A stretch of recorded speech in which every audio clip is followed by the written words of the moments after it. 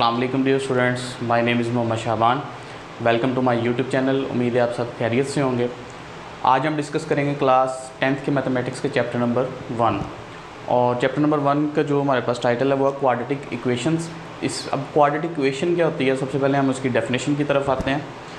Quadratic equation बेटा एक ऐसी इक्वेशन होती है जिसमें वेरिएबल की हाईएस्ट पावर जो है वो 2 होती है, या जिसको हम कह सकते हैं कि उसकी जो डिग्री है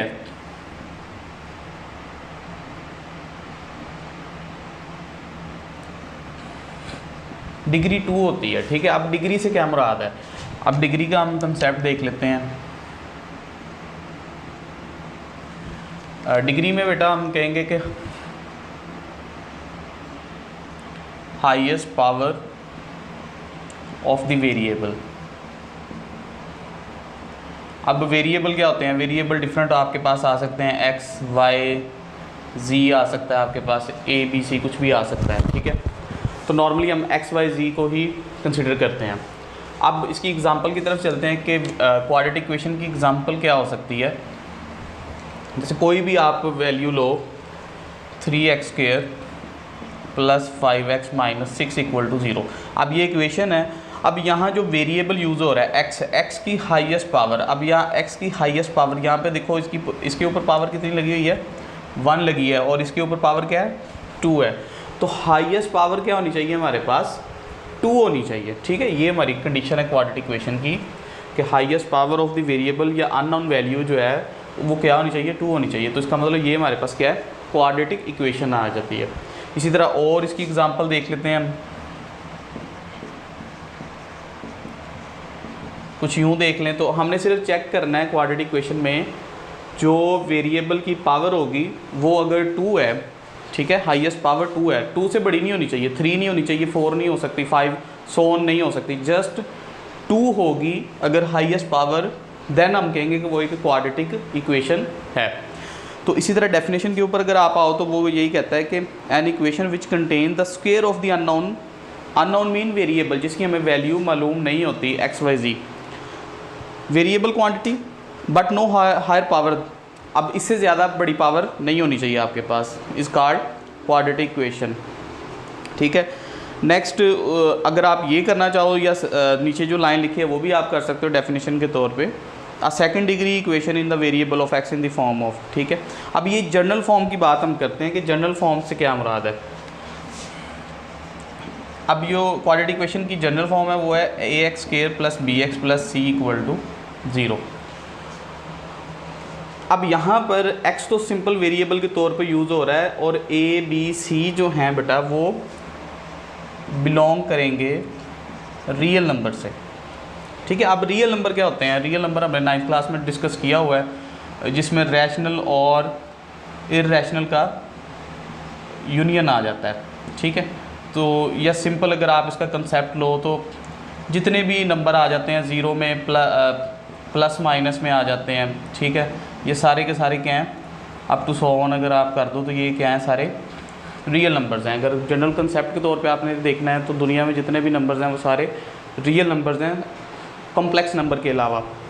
तो अब यहाँ पर वो कहता है कि ये जो ए बी सी आपने लिए लेना है वो क्या लेना है, रियल नंबर लेना है। ठीक है, और सेकंड कंडीशन इसकी ये है, आप देखो ना रियल नंबर के अंदर बेटा 0 भी आ रहा है, लेकिन कंडीशन ये है कि a जो है वो 0 नहीं होना चाहिए। अब उसकी रीज़न क्या है, अगर a 0 हो जाता है तो वो x² वाली जो पूरी टर्म है ये सारी की सारी 0 हो जाएगी, और अगर ये वाली वैल्यू अगर 0 हो जाती है तो फिर highest power of the variable वाली जो कंडीशन है कि वो 2 होनी चाहिए वो फिर पूरी नहीं होगी, जिससे वो क्वाड्रेटिक इक्वेशन ही ख़त्म हो जाएगी।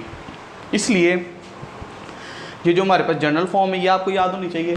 और उसके बाद ये 2 कंडीशंस जो है ना ये आपने याद रखनी है कि इसमें a b c जो यूज़ हो रहा है वो क्या है, रियल नंबर्स हैं, और इसमें जो a है वो नॉट इक्वल टू क्या है, 0 है। ठीक है बेटा, तो ये हमारे पास क्वाड्रेटिक इक्वेशन आ जाती है।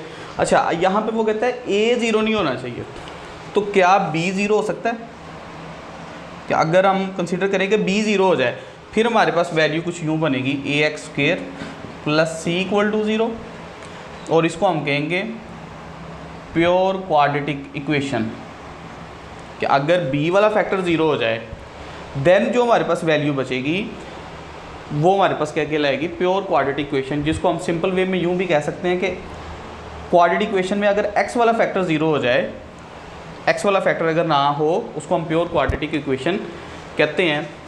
फॉर एग्जांपल अब देख लेते हैं इसमें x² + 5 = 0। अब यहाँ पे देखो x वाला फैक्टर आपको नज़र नहीं आ रहा, लेकिन highest power of the variable क्या है, वो 2 है, तो वो क्या है, क्वाड्रेटिक इक्वेशन तो है ये, लेकिन x का फैक्टर ना होने की वजह से अब ये प्योर क्वाड्रेटिक इक्वेशन बन गई है।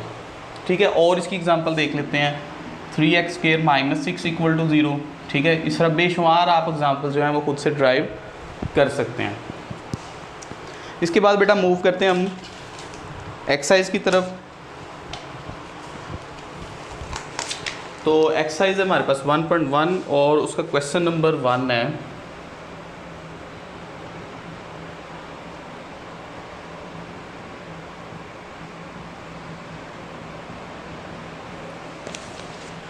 स्टेटमेंट में वो कहता है कि right the following quadratic equation in the standard form and point of the pure quadratic equation.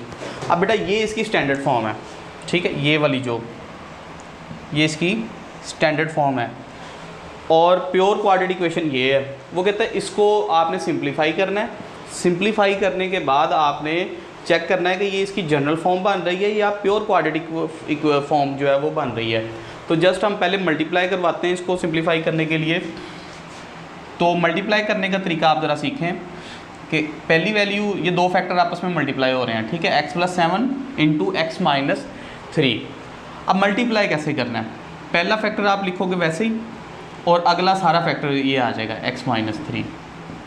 Next second factor लिखोगे आप और फिर अगला सारा फैक्टर वैसे का वैसे ही आ जाएगा। ठीक है, x लिखा और अगला सारा फैक्टर लिख लिया, दूसरी वैल्यू लिखी प्लस अगला सारा फैक्टर लिख लिया। अगर यहाँ पे थर्ड वैल्यू होती तो वो भी इस तरह ही हमने लिख लेनी थी। नेक्स्ट स्टेप में ये x इससे मल्टीप्लाई और x इससे मल्टीप्लाई होगा, तो x × x क्या होगा, x² - 3x। अब इसी तरह बेटा ये +7 भी इसके साथ मल्टीप्लाई होगा, तो +7x - 21, और ये -7 अगर इसको इस साइड पे ले आओ तो ये +7 और ये = 0। अब प्लस या माइनस में सारी वैल्यूज़ आ रही हैं, तो आपको पता है कि x² में सॉल्व होगा, x में, और कांस्टेंट के अंदर सॉल्व होगा। तो अब x² की वैल्यू ही 1 है, तो ये x² वैसे ही आ जाएगा। और यहाँ पर -3x + 7x को सॉल्व करोगे तो ये आपके पास आएगा +4x। ठीक है, और यहाँ पर जब आप इसको सॉल्व करोगे तो ये आपके पास आ जाएगा -14 = 0। अब यहाँ पर बेटा अगर आप गौर करो तो ये हमारे पास x² x और कांस्टेंट = 0, तो ये मेरे पास जनरल फॉर्म बन रही है, क्वाड्रेटिक इक्वेशन बन रही है। क्योंकि अगर x वाला फैक्टर यहाँ पर ना होता तो हम इसको कहते हैं कि ये एक प्योर क्वाड्रेटिक इक्वेशन है। ठीक है, तो यहाँ ब्रैकेट में आप जस्ट लिख दें कि ये क्वाड्रेटिक इक्वेशन है। ठीक है, इसी तरह नेक्स्ट में हम मूव करते हैं इसके पार्ट नंबर 3 की तरफ।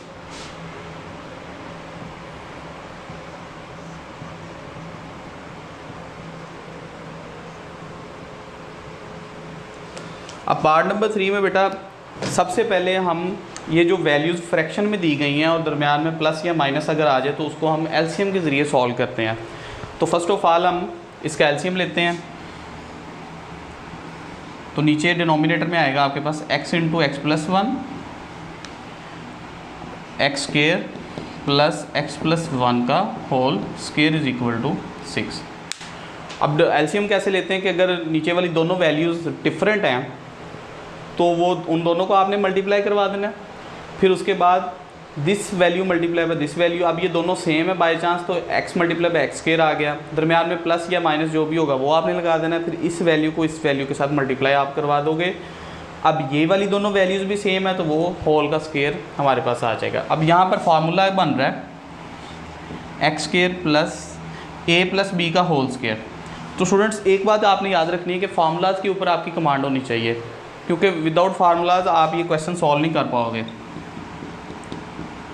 तो ये a + b का होल स्क्वायर मैंने ओपन किया और नीचे मैंने वैल्यूज़ को भी आपस में मल्टीप्लाई करवाया, x square plus x equal to 6 आ जाएगा। उसके बाद ये वाली जो वैल्यू है डिनोमिनेटर में, ये डिवाइड हो रही है, उस साइड पे जाके क्या हो जाएगी, मल्टीप्लाई।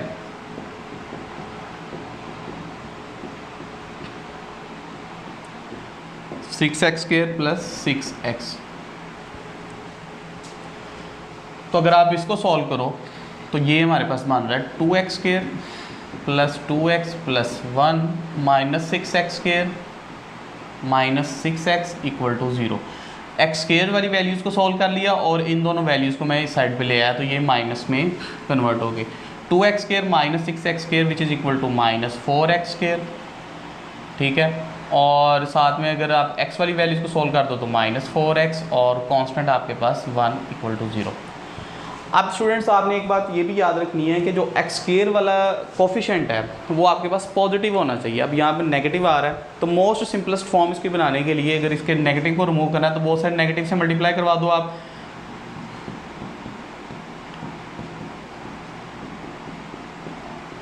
तो -0 माइनस ही होता है, तो वो4x स्क्वायर आ जाएगा, ये plus 4x minus 1 equal to 0 आ जाएगा। ये जस्ट मैंने क्या किया, माइनस साइन को इन तीनों वैल्यूज़ के साथ मल्टीप्लाई करवा दिया, जिससे हुआ क्या कि इनके जो साइंस हैं वो चेंज हो गए। 4x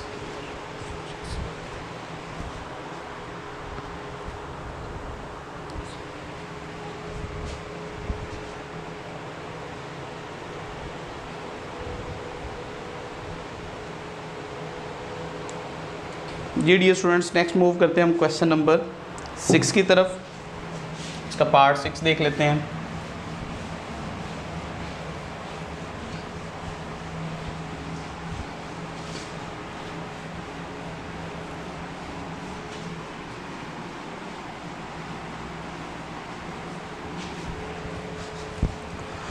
तो पार्ट 6 की हमारे पास वैल्यू है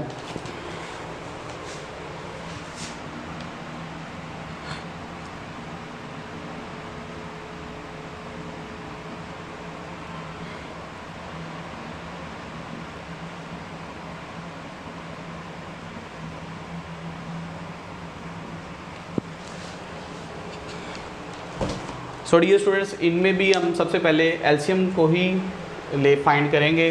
तो यहाँ पर डिनोमिनेटर्स डिफरेंट आ रहा है, तो हमारे पास आएगा x plus 2 into x plus 3, और उसके बाद ये आ जाएगा x plus 1 into x plus 3 plus x plus 2 into x plus 2।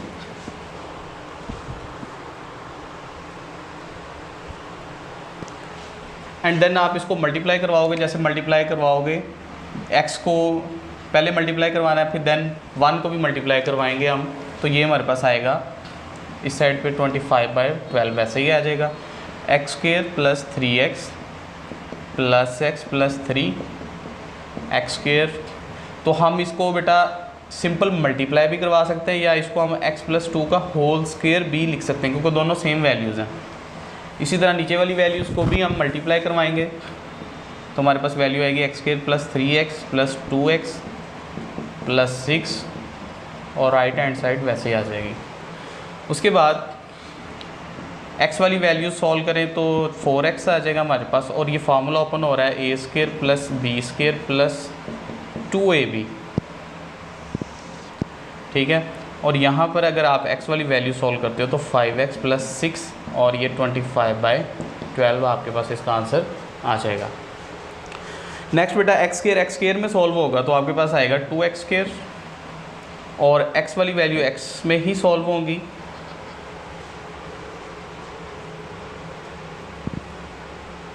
तो यहाँ पर x नहीं आएगा, यहाँ पे जस्ट 4 आएगा b स्क्वायर के तौर पे।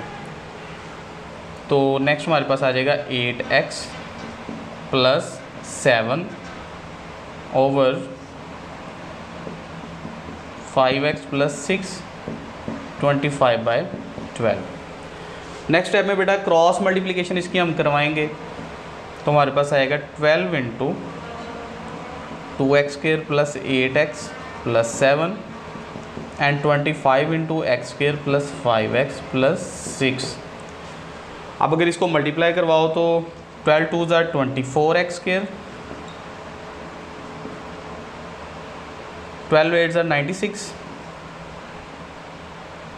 x and 84 25x², 125x and ये आपके पास आ जाएगा 150। सिंपल मल्टीप्लिकेशन करवाने के बाद हम क्या करेंगे, ये तमाम वैल्यूज़ उठा के इस साइड पे ले आएंगे। तो हमारे पास जो वैल्यू आएगी 24x² minus 25x² plus 96x minus 125x और प्लस 84 माइनस 150 इक्वल टू 0। अब जब सिंप्लीफाई करें तो ये हमारे पास माइनस x² आएगा और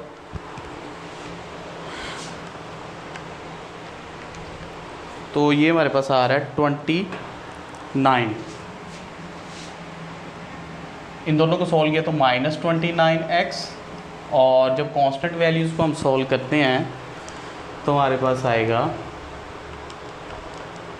66। तो ये हमारे पास है minus 66 equal to 0। So dear students, मैंने अभी आपको बताया कि आपके पास जो x² का कोफिशिएंट है वो पॉजिटिव होना चाहिए। अब जाहिर बात है कि माइनस से बोथ साइड आप मल्टीप्लाई करवा दोगे पॉजिटिव करने के लिए।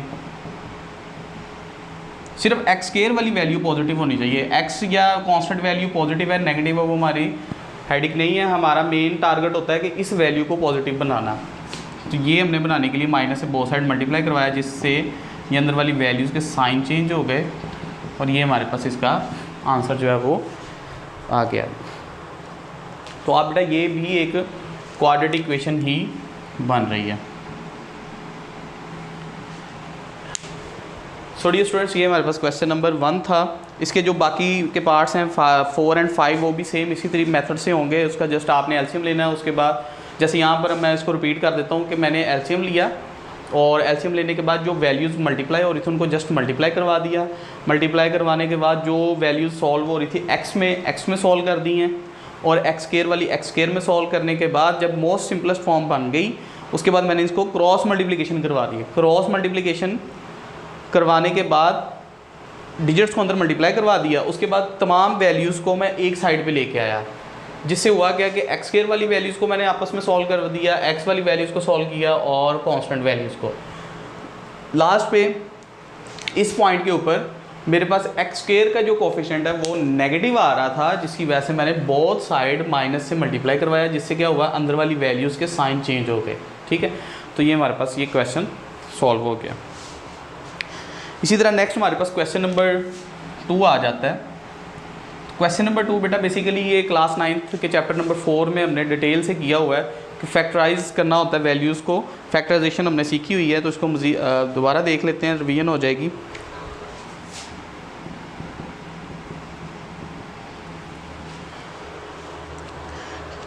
तो क्योंकि क्वाड्रेटिक इक्वेशन को जो सॉल्व करने के मेथड है उनमें से एक है फैक्टराइजेशन। तो जो कांस्टेंट वैल्यू है इसको हमने मल्टीप्लाई करवाना होता है x² के कोफिशिएंट के साथ। अब यहाँ पर x² का कोफिशिएंट तो कोई लगा नहीं हुआ, जब कोई वैल्यू ना हो तो वहाँ पे होता है 1। तो कांस्टेंट वैल्यू को हम x² के कोफिशिएंट से मल्टीप्लाई करवाएंगे तो हमारे पास कंडीशन आएगी -20।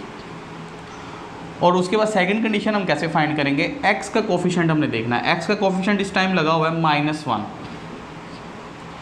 अब हमने 2 डिजिट ऐसे ढूंढने हैं जिनको मल्टीप्लाई करवाया जाए तो -20 आए और उनको प्लस या माइनस किया जाए तो मेरे पास आंसर आना चाहिए -1। तो अगर मैं इसको ट्राई करता हूँ तो 10 2 ज़ा 20 होता है। ठीक है, अगर इनको आप इसको माइनस का कर दो इसको प्लस का कर दो तो ये -20 बन गया। ये पहली कंडीशन पूरी हो गई। लेकिन -10 + 2 को जब आप सॉल्व करते हो तो आपके पास आंसर आता है -8। लेकिन मुझे सेकंड कंडीशन रिक्वायर्ड है -1। इसका मतलब है कि मैं -10 + 2 नहीं ले सकता। इसी तरह नेक्स्ट मैं ट्राई करता हूँ 4 एंड 5, -4 + 4 मल्टीप्लाई करवाओगे आप तो -20 आएगा। -5 + 4 को सॉल्व करोगे तो -1 आएगा। तो बेटा ये वो 2 पेयर है, -5 एंड +4 वो 2 डिजिट्स हैं जिनको मल्टीप्लाई करवाया जाए तो -20 आता है और उनको आपस में सॉल्व किया जाए, प्लस माइनस किया जाए, तो आंसर मेरे पास -1 आता है। तो यहाँ पर मैं लिखूँगा एक्स स्क्वायर -5x + 4x - 20 = 0। उसके बाद बेटा आपने क्या करना है, फर्स्ट 2 वैल्यूज़ में से कॉमन लोगे आप, x आ गया कॉमन, और नेक्स्ट 2 वैल्यूज़ में से कॉमन आएगा आपके पास +4, तो x - 5 = 0। तो स्टूडेंट्स ये वाला फैक्टर आपका हमेशा सेम आएगा जब आप फैक्टराइजेशन करोगे। तो अब ये बेसिकली आपके पास ये पूरी एक वैल्यू प्लस ये एक वैल्यू है। अब इसमें कॉमन क्या आ रहा है, अब इसमें आपको कॉमन आ रहा है x - 5 एंड अंदर का रह जाएगा, अब इस पूरी वैल्यू में से x - 5 तो बाहर आ गया, अंदर का रह जाएगा x, दरम्यान में है प्लस, और इतनी पूरी वैल्यू में से x - 5 बाहर आ गया और ये 4 आ गया = 0। नेक्स्ट बेटा हम यहाँ तक ही क्वेश्चन करते होते थे 9th क्लास में, और वो =0 भी नहीं देता होता था, जस्ट ये अलजेब्रिक एक्सप्रेशन दी जाती थी। अब ये इक्वेशन की फॉर्म उसने हमें दी है। नेक्स्ट हम क्या करेंगे, ये दोनों जो हमारे पास पेयर्स आ गए हैं इनको अलग अलग 0 के इक्वल पुट करेंगे ऐसे, और x की वैल्यूज़ फाइंड करेंगे। तो x -5 है तो जारी बात है -5 उस साइड पे जाएगा, तो क्या बनेगा x = 5, और इसी तरह ये x = -4। अब ये 2 वैल्यूज़ आ गई हैं। अब ये बेटा हमने सॉल्यूशन सेट के अंदर इनको लिखना है कि हमारे पास जो आंसर आया वो है 5 - 4। ठीक है बेटा, तो ये हमारे पास इसका क्वेश्चन सॉल्व हो गया।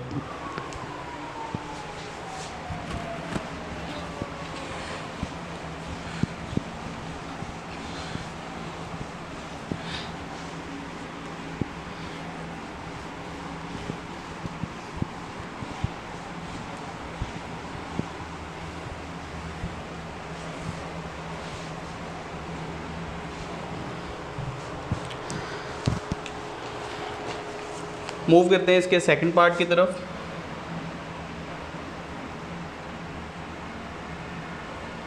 और उसकी वैल्यू है हमारे पास 3y²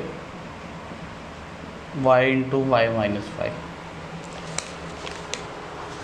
अब इन क्वेश्चंस को सॉल्व करने से पहले या फैक्टराइजेशन करने से पहले इसको क्वाड्रेटिक फॉर्म में बनाना बहुत ज़रूरी है। तो अब ये क्वाड्रेटिक फॉर्म में नहीं दिया गया, मतलब पहले x² की वैल्यू फिर x या कांस्टेंट आ जाता है, या y² y और कांस्टेंट आना चाहिए, तो यहाँ पर वो वैल्यू नहीं है, तो इसको हम पहले वो बनाएंगे।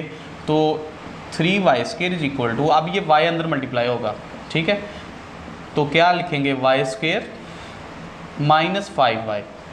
नेक्स्ट स्टेप में ये दोनों वैल्यूज़ इधर आएंगी, तो ये हमारे पास बनेगा 3y² - y + 5y = 0। So dear students, यहाँ पर 3y² - y² आएगा आपके पास 2y² + 5y = 0। अब इन दोनों वैल्यूज़ में से कॉमन क्या आ रहा है, कॉमन आ रहा है हमारे पास y, तो अंदर हमारे पास वैल्यू रह जाएगी 2 + 5y = 0।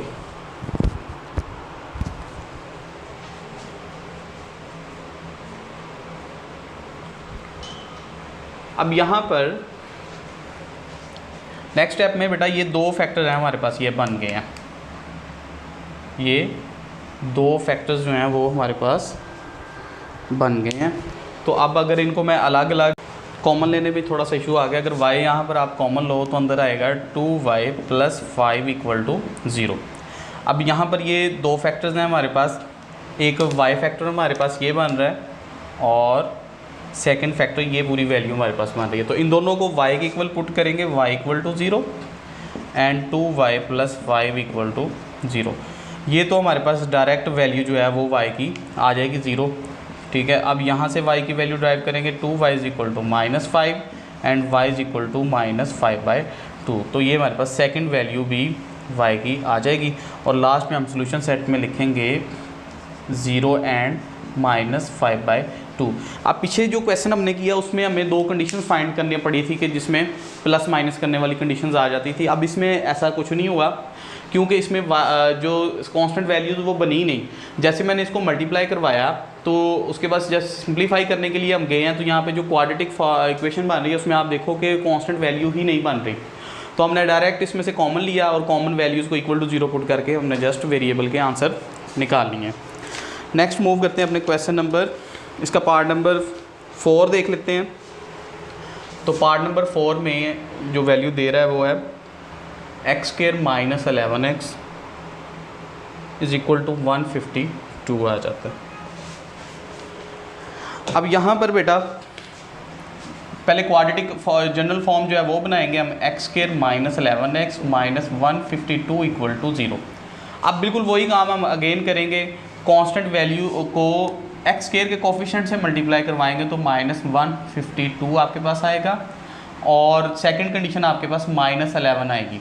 अब दो वैल्यूज़ ऐसी ढूंढनी है जिनको मल्टीप्लाई करवाएं तो माइनस 152 आए, और प्लस या माइनस करें तो हमारे पास माइनस 11 आना चाहिए। तो अगर हम इसको ट्राई करें 19 मल्टीप्लाई बाय 8 जो है हमारे पास 152 आ रहा है, तो इसमें माइनस करेंगे हम 19 एंड 8।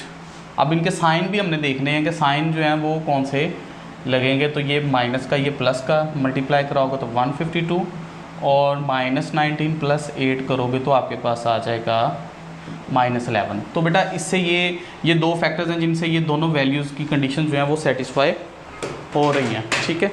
अब हम नेक्स्ट इन वैल्यूज़ को लेके सॉल्व करते हैं। माइनस 152x माइनस 11x, या माइनस 11x को आप पहले लिख लो, सॉरी 19 एंड 8 आएगा ना हमारे पास, minus 19x plus 8x minus 152 equal to 0। तो x कॉमन आएगा तो x माइनस 19 प्लस 8 कॉमन आएगा तो x माइनस 19 इक्वल टू 0। तो हमारे पास आएगा x minus 19 into x plus 8 equal to 0। अब यहाँ से क्वेश्चन दो हिस्सों में डिवाइड होगा, x माइनस 19 इक्वल टू 0, और यहाँ से x equal to 19 and x plus 8 equal to 0 and then x equal to minus 8। So dear students, ये हमारे पास इसकी दो वैल्यूज़ जो हैं वो बन गई हैं, और लास्ट पे आपके पास सोल्यूशन सेट आ जाएगा 19 एंड माइनस 8। इसी तरह नेक्स्ट हम मूव करते हैं इसके पार्ट नंबर 6 की तरफ।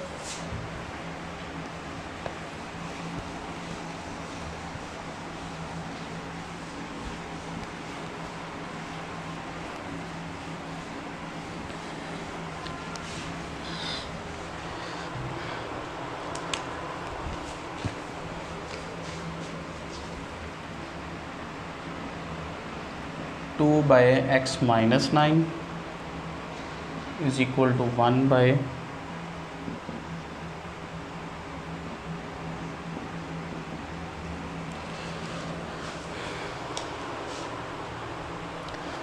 जी स्टूडेंट्स, इस क्वेश्चन में सबसे पहले हम इसको कन्वर्ट करेंगे क्वाड्रेटिक इक्वेशन के अंदर। जैसे हमने क्वेश्चन नंबर 1 के अंदर जो फ्रैक्शन वाली वैल्यूज़ आ रही थी हमारे पास, उनको हमने कन्वर्ट किया था क्वाड्रेटिक इक्वेशन के अंदर। अब सबसे पहले इसको क्वाड्रेटिक इक्वेशन में कन्वर्ट करेंगे, देन इसकी फैक्टराइजेशन होगी। तो क्वाड्रेटिक इक्वेशन में सॉल्व करते हैं, मतलब ये क्वेश्चन नंबर 1 भी बीच में शामिल उसने कर दिया है। तो सिंपल हम इसकी एलसीएम लेते हैं इसका,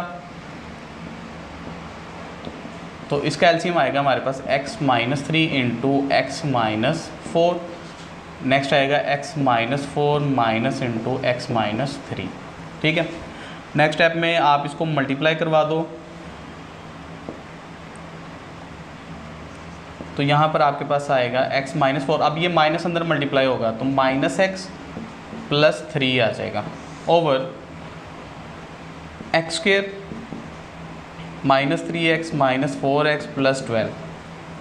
अगर आप इसको सिंप्लीफाई करो तो आपके पास आ जाता है x, अच्छा x तो कैंसिल हो जाएगा, पॉजिटिव नेगेटिव कैंसिल हो गया, और plus 3 minus 4 minus 1 over x square minus 7x plus 12, ये हमारे पास वैल्यू आ जाएगी।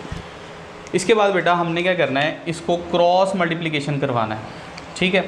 तो हमारे पास जो वैल्यू आएगी 2 into x square minus 7x plus 12 equal to minus into x minus 9। इसको मल्टीप्लाई करवाएं, 2x square minus 14x plus 24 minus x plus 9। Next step में ये दोनों वैल्यूज़ इस साइड पे ले आओ, 2x square minus 14x plus x plus 24 minus 9 equal to 0। जब आप इसको सिंप्लीफाई करोगे तो आपके पास आएगा 2x स्क्वायर माइनस 13x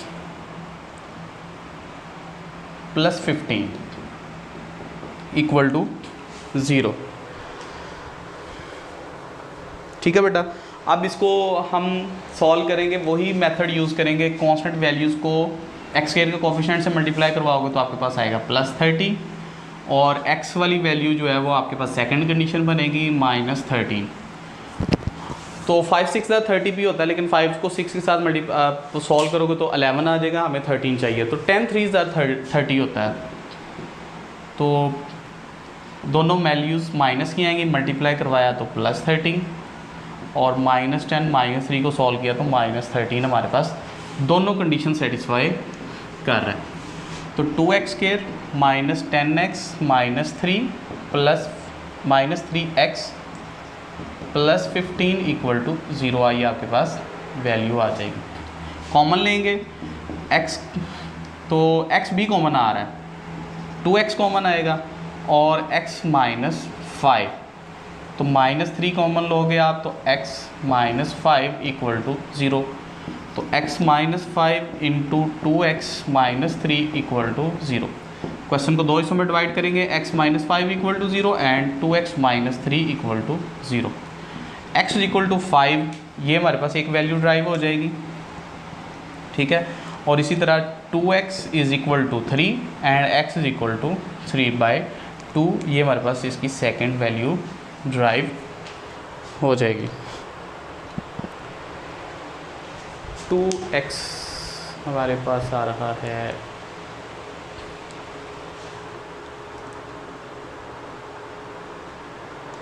जी।